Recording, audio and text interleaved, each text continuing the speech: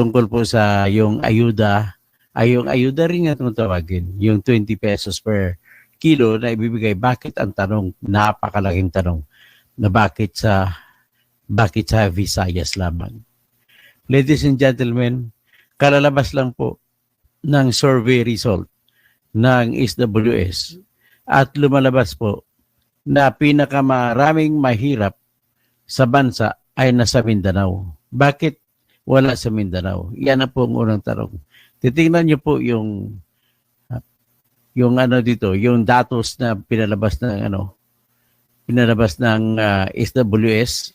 70% po na tao sa Mindanao ay mahirap. Dapat doon sana binigay yung 70 pesos per kilo. Kung talagang genuine ang inyong gusto. At bakit sa Visayas lamang? Tingnan nyo, 55% of Filipino families consider themselves poor. Ang 55% po, kung 110 Filipinos, 120 Filipinos million tayo sa ngayon, ang 100 million ay 55 million. So ang 10 million is 5.5.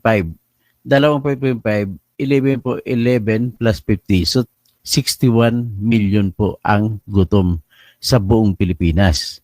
Pero sa gutom sa buong Pilipinas, ito ay pagtataas. Ito ay sa nakaraang buwan, ito ay 52%. So kung dito 52%, tumaas pa lalo, ang ibig sabihin sa ilalim na pamumuno ni BBM, mas lalo pang tumaas ang antas ng mga mahirap. Ang dami nila. Dito sa datos ng SWS po ay nakalagay ko na data showed as of April 2025, self-rated poverty was highest in Mindanao at 70%, followed by the Visayas at 67%. Ang layo ng lamang.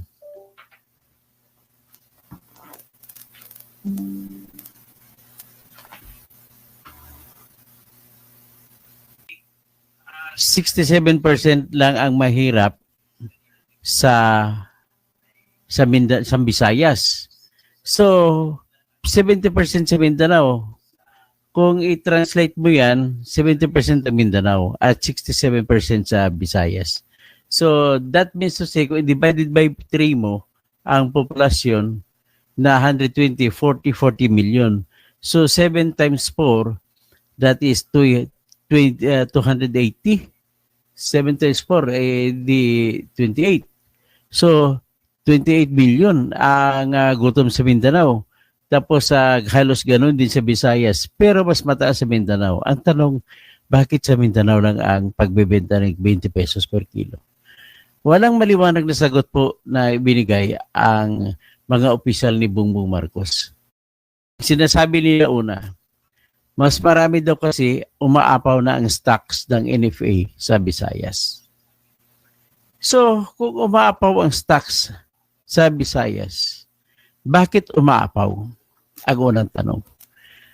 Ang ibig lang po sabihin yan ay kung umaapaw ay bastante ang bigas sa Visayas.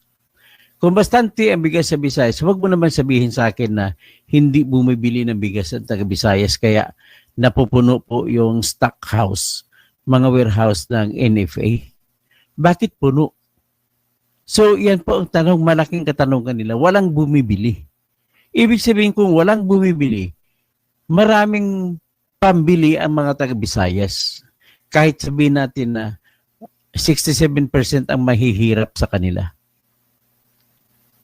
So ano bang logic dito? Hindi ko ma-connect ang logic na sasabihin ng gobyerno, sabi ni Francisco Tio Laurel ng Department of Agriculture ay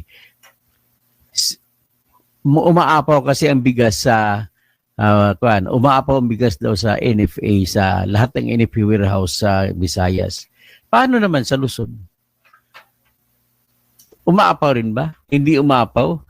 Oo. Kung umaapaw lalo, mas lalo pa dapat kayo magbigay. Marami din mahirap sa Luzon. Bakit sa Mindanao, hindi kayo magbibigay? Hindi ba umaapaw ang warehouse ng bigas sa Mindanao? So, ibig sabihin, yung tendency nitong kung susundin natin ang argumento nitong mga BBM officers, ay ibig sabihin is, pwede mo sabihin na mayaman ang taga Mindanao at mayaman ang taga Luzon. At ang mahirap ay taga Visayas lamang. Kung susundin mo sila.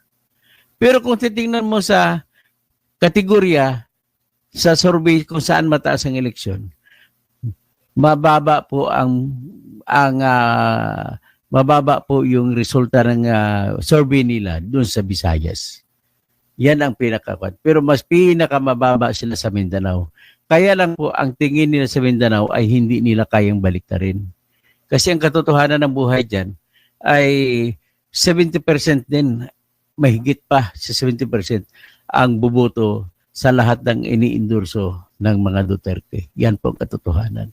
Kaya nga po yung congressman sa Cagayan de Oro na pumirma sa impeachment ay sa huling survey halos 0% ang survey niya. Ang kalaban niya ang mananalo 98%. Yan po ang resulta ng pagpirma ng impeachment. Hindi nyo lang po alam ang sentimento ng taga Mindanao. Kung taga Luzon kayo, kung OFW kayo, kung taga Visayas kayo, hindi nyo lang po alam ang sentimento ng Mindanao.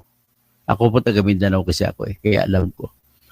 So ngayon, mas lalo pa lang nanggagalaiti ang taga Mindanao, hindi pala kami entitled sa 20 pesos na bigas na binibenta nyo. Kumbaga ito po ay paglabag sa tinatawag na Equal Protection Clause sa ating Constitution sa Section 1, Article 3 na nagsasabi po ay no person shall be deprived of life, liberty, or property without due process of law, nor any person shall be denied the equal protection of the laws. So ngayon, na-denied kami ng equal protection of the laws. Bakit nasa Visayas lang? Ang taga Luzon, na-deprive din. Lalo na sa Metro Manila, maraming mahirap. Kaya yan po napakalaking programa na walang kwenta. Habol na ang iniisip ko nila, mahihilot pa nila mga butante sa Visayas in their favor. Yan po ang katotohanan. Ngayon, kung it happened na nanonood po kayo ng Kalye Survey, ay sigurado po kayo na makukumbinsi kayo na wala pong pupuluting buto yung mga BBM na kandidato. Lahat po kasi lamang kung mga 100 ang tatalungin ng mga Kalye surveys, mabuti na may 20 kay Bongbong na mga senators na BBM. Mga senators ni DDS ang nangunguna mula sa kahit sa Tagaytay. Huling Kalye surveys Tagaytay nakita ko. Ang sabi naman sa akin doon kahit na sa Cordillera, kahit na sa Ilocos, hindi pa masiguro ni Bongbong Marcos. Kasi si Ilocos, marami na ring Ilocano ang hindi gusto sa kanya. Yan po ang katotohanan. Kasi po, unang-una, kagaya na ngayon, maraming sumisimpatiya kay Aimee Marcos. Si Aimee, ang pakay niya, pagandahin niya ang pangalan ng tatay niya. Pero si Bongbong naman, iba naman ang ginagawa. Yan ayon kay Aimee. Ngayon, may huling palabas si Aimee. Ang unang palabas niya, itim. Nitong huli, ang palabas niya ay lulong. Ayaw ko sa lulong. Ano ibig sabihin nun? Well, naghuhula lamang ako. Mukhang ang ibig sabihin ng mensahe ni Aimee ay ayaw ko sa lulong sa droga. Sinong pati pinatutunguhan yan? Of course, si Aimee lamang ang nakakaalam of all people sa atin kung talagang addict si Bongbong o hindi. Yan po yung katotohanan. Ngayon, ano ang katotohanan naman? Anong justification na bakit bakit sa Visayas lang? Ito bang programa nila na 20 pesos per kilo, ano bang ibig sabihin ito? Paano nila nagagawa? Ganito po yun. Ang bigas po, kung walang intervention, kung hindi nila pakialaman, tumatakbo po ang bilihan ng bigas ay hanggang 34 pesos kung pinakamurang bigas. So kung 34 pesos, ibig sabihin po sinasalo ng gobyerno natin ang 14 pesos bawat kilo. So ayon naman sa kwenta ng taga-Sinag na grupo, kung itutuloy nila yan, yung 20 pesos per kilo, sasaluin ng gobyerno ang 14 pesos at yan po ang ibig sabihin maglalabas ang gobyerno ng 4 billion pesos para sagutin lamang. So, ibig sabihin, pera din ng taga Mindanao ang binabayad sa pagtatabon ng 14 pesos para magiging 20 pesos ang bigas sa Visayas. Ganon din ang mga tao sa Luzon. Ganon din mga OFW. Nagpapadala kayo ng remittance ninyo. Ang pinadalang remittance ay kumikita ang gobyerno natin ng Pilipinas ng buwis. So, nagpapadala kayo, ang inyong buwis na binayad gamit sa inyong mga remittances ay doon kinukuha ang malaking bahagi na ibabayad, doon itatabon sa 14 pesos per kilo para sa ibebenta na 20 pesos per kilo sa Visayas. Hindi ba makatarungan o makatarungan yan? Nasa inyong pagpasya, pero sa akin biglang tingin po. Kasi hindi man natin makwenta yan detalye por detalye, ay talagang nalulugi tayong lahat. Ngayon, napakalaking kasalanan yan, ang ginagawa na unfair yan. Yan po ay pwedeng sabihin na isang aksyon na hindi deserve ng taga-Visayas na sila lamang ang bibigyan.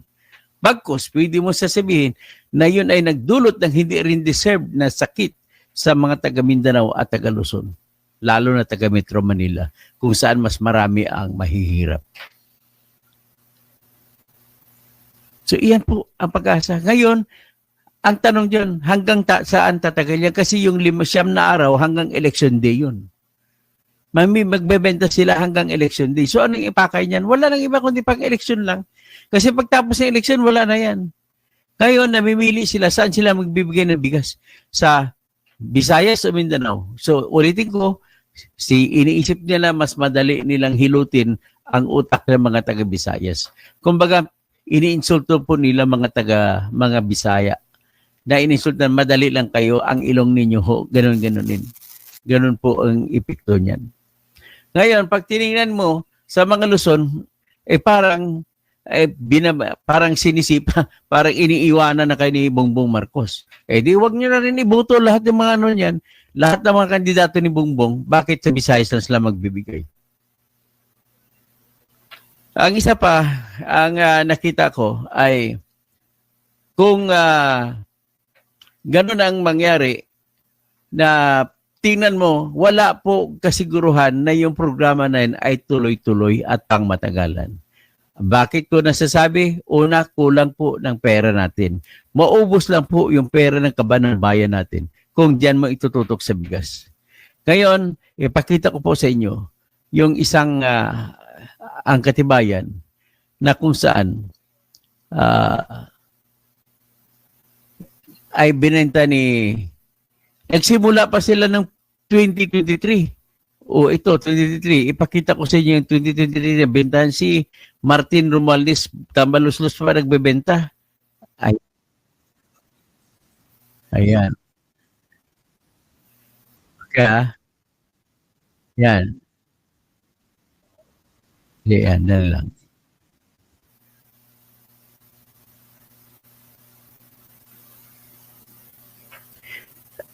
Nagbenta-benta pa to si Gwen Garcia tsaka si Romualdez noong 2023 sa Cebu.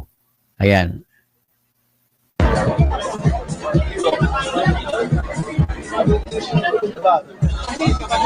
₱20 per kilo daw. 2023 ito ginawa. Ibig sabihin, every now and then ginagawa nila yan. Yan lamang po ang ebidensya. Yan ay malaking ebidensya na ibig sabihin, kung nagawa nila noong 2023 at hindi nila po tinuloy, ibig sabihin, yan pong programa na walang kwenta. O, yan o, nakita niyo si Gwen Garcia doon, siya ng kilo-kilo. Di ininsulto yung mga Cebuano. So ngayon, ang nakaka-insulto pa, ito pang katotohanan ng buhay. May pakita ko sa inyo. Lumalabas po, may nagreklamo sa ABS-CBN na yung mga bigas na binibenta pala nila, marami doon ay problema. Ay may bukbuk o yun. Yan po ang ₱20 per kilo. Na binibenta per sako na ₱20 per kilo.